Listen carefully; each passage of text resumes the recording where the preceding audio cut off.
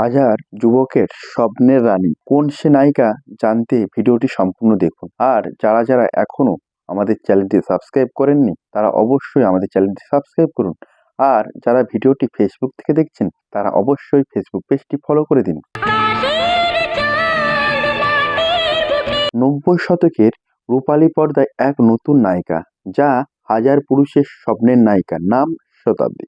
সুন্দর হাসি, সুন্দর অভিনয় মাতিয়ে দিয়েছিল হাজার দর্শককে। কিন্তু আপনারা জানলে অবাক হবেন, শতাব্দী রায়কে ঘিরে এত পুরুষের আগ্রহ থাকলেও শতাব্দী রায় ছিল এক পুরুষে আসক্ত। কোন সে পুরুষ সবই জানাবো এই ভিডিওর মাধ্যমে, তাহলে ভিডিওটি সম্পূর্ণ দেখুন। শতাব্দী রায়ের জন্ম 1970 সালে 5ই আগস্ট আগরপাড়াতে। ছোটবেলা থেকেই গান, নাচ, নাটক ইত্যাদির প্রতি তার প্রবল ঝোঁক ছিল। এই ঝোঁক তাকে আরো উন্নতির শিখরে পৌঁছে দেয়। অভিনয়ের প্রতি ভালোবাসা তৈরি করে এবং অভিনয়কে ভালোবেসে ফেলে। মাত্র 20 বছর বয়সে তপন সিনহার আতঙ্ক সিনেমা দিয়ে তার অভিষেক ঘটে এবং প্রথম সিনেমায় বাজিমাত। তার সরল মুখ ও সুন্দর হাসি ও অভিনয় স্কিল দর্শক এক নতুন নায়িকার রূপ দেয়।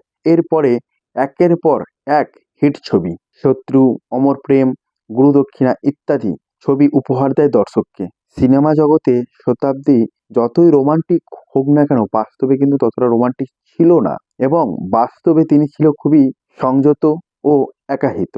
তিনি এত নায়কের সঙ্গে কাজ করা সত্ত্বেও কোনো নায়ককে তার জীবনে পাত্তা দেয়নি। তার জীবনে তিনি ছিলেন একা এবং অনেস্ট। আচ্ছা, এর পেছনে আসল রহস্য কি আপনারা কি জানেন? কিছুদিন উনি রাজনীতিতে যোগদান করেছিলেন এবং উনি রাজনীতিতে খুব ভালো পদ দখল করে আছেন। আচ্ছা, এই যে শতাব্দী রায়ের জীবনে কেউ নেই, এই নিয়ে আপনারা একটা কমেন্ট করুন। কমেন্টটা যেন হয় ইউনিক। আর যারা যারা আমাদের ভিডিওটি এতক্ষণ ধরে দেখলেন তাদের সবাইকে জানাই আরো একবার ধন্যবাদ।